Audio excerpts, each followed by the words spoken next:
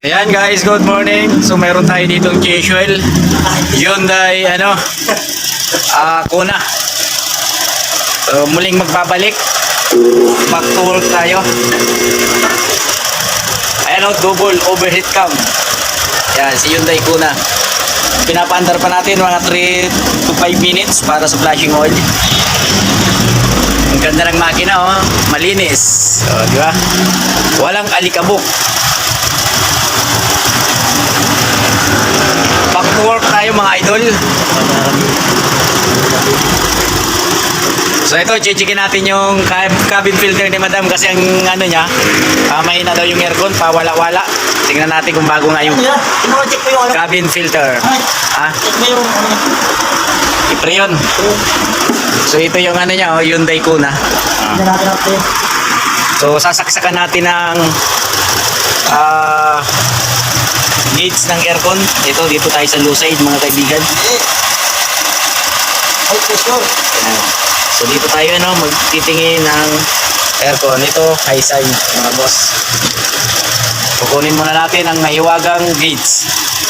So ito yung ating temperature body. Tingnan natin kung high blood na ito si Hyundai Kona dahil tag-init ngayon mga boss. I-BBP natin siya ngayon. Tingnan natin kung ilan yung blood pressure ni Hyundai Kona. Yan, sinalpak na ni idol ninyo. Sumingaw na. Rizos, hindi nakasaksak. So ito, i-press. Ayan. Ay, ayaw sumaksak. Ayun. Baka nakabukas idol. Mataas ang BP niya, 140 High blood. Yun mga idol yung aircon, titingnan natin yung niya. High blood to Over to So ito, tadiagnose natin yung kanyang aircon at pawala-wala. On, aircon! Na-high blood si Hyundai Kona dahil sa tag-init mga boss. Ayaw!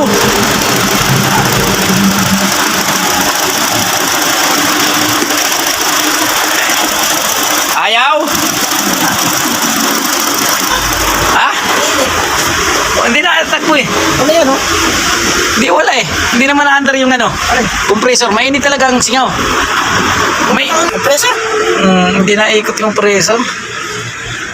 So ayan mga kaibigan, mainit yung binubugan ni Hyundai. Talagang high blood nga talaga to. 140 yung kanya BP. Ang init Oh. Init Dapat ito sa ibang bansa dahil Sa yelo Alaska. doon Sa Alaska. Ang init ng buga. So ito yung tatalakayin natin bakit ayaw umandar yung kanyang compressor. Let's go, pakipatay na idol. Dahil tingnan natin yung kanyang compressor. So ito mga kaibigan, chichikin natin yung mga fuse. Ano yung tester mo? Tingnan natin kung may busted. Hugutin mo na. Hugutin natin isa-isa yung fuse. Tingnan natin kung pumutok. Ayaw. Putol. Wala tayong gagawin. Wala tayo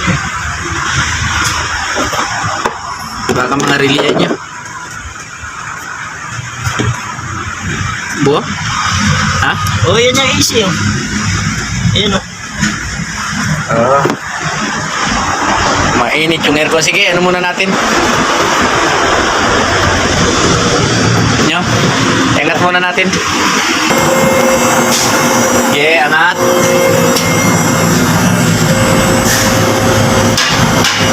Okay.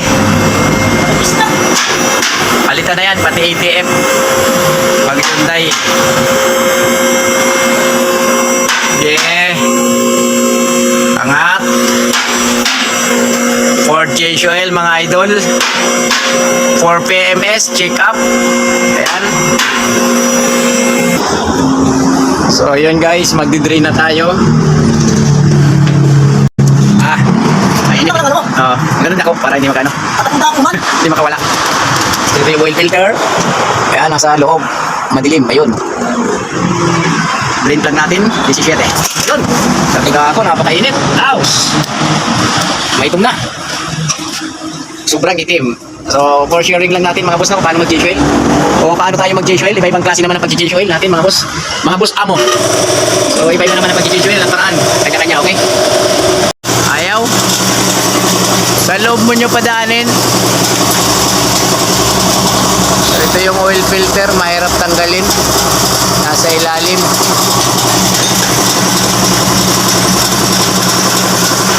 So ayun, para na siyang nag-construction na, nagsisilsil na.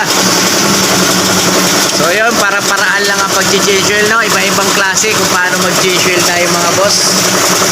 So si idol ninyo ay talagang sinilsil niya na eh. Yun. Ayun, talo agad. Ay, tumulo na agad.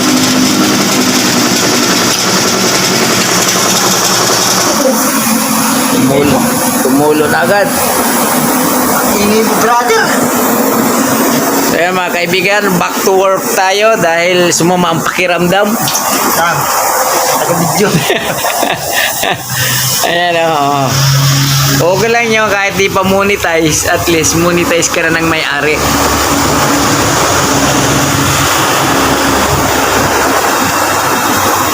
May turo pa. So, ituturo lang namin paano mag-change oil tayo. Iba-ibang klase naman ang paraan ng pag-change oil.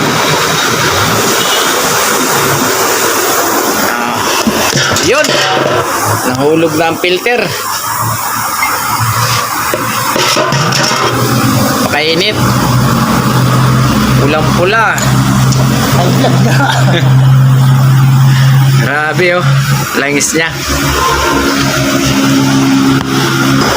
Yung oil filter, ang ipapalit natin for 1.5, ipapakita ko lang sa inyo yung langis saka yung oil filter.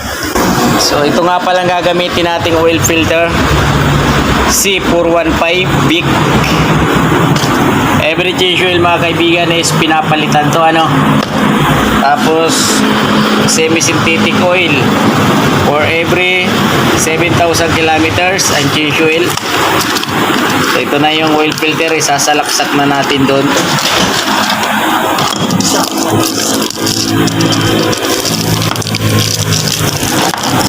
Sabi ni paring Rene, pre wala naman nanonood sa video mo, malabo eh. Si paring Rene, binabas agad yung video ko eh.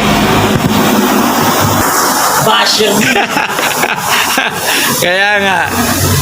So ito na yung mga boss, oil filter. Sudip-sudip sa ilalim. Kasi idol ninyo na maghihigpit niyan. Yun. Ay kasa na.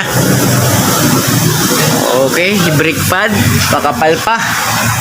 Bagong-bago pa oh.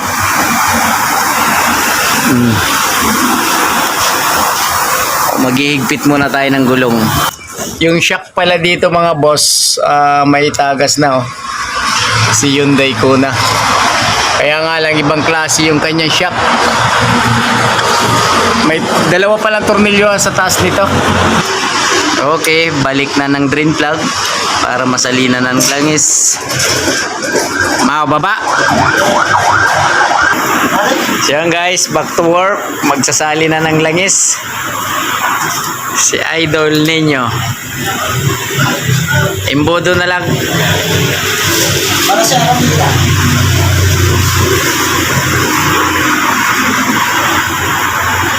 Paano rin?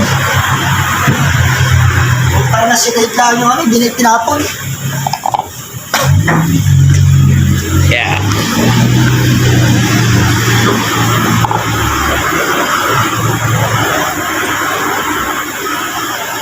May salag May kurot kaya pa sa loob ah. may salagubang pa. Gaganda ang takbo nito, may salagubang pa eh. Ayan oh, napakaganda ng langis ni Kona. Wow. Sarap. Kung sa tao nakainom ng San Miglite. Walang professional ang galaw. So yun guys, yung ngayon, wag na tayo no comment for professional. Ganun talaga ang buhay eh. May kanya-kanyang yan eh. pamapara, pamarara, ano? Pamamaraan! Hayop din.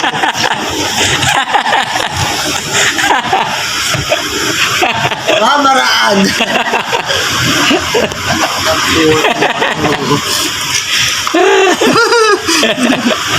Ayun, jijig ng oil. Okay na. Dapat lang pala. Ano to eh? Pour enough to eh. Yun guys.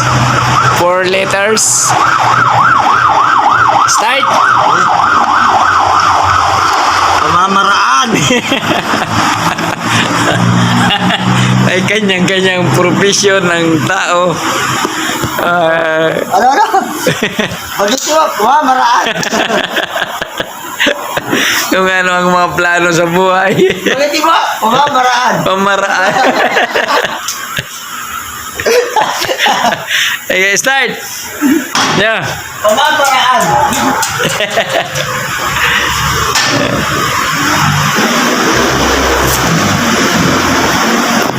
So okay, tapos na mga boss. Na-change oil. Oh, start! So ganun lang kadali mag-change oil. Napaka basic lang. Kahit sino kayang-kaya. Okay. Yun one click. Napakabilis umandar ni Hyundai Kona. Yun mga boss, thank you for watching. Pag-follow, subscribe, comment, share ng ating channel, Jess Mechanic Vlog nga pala.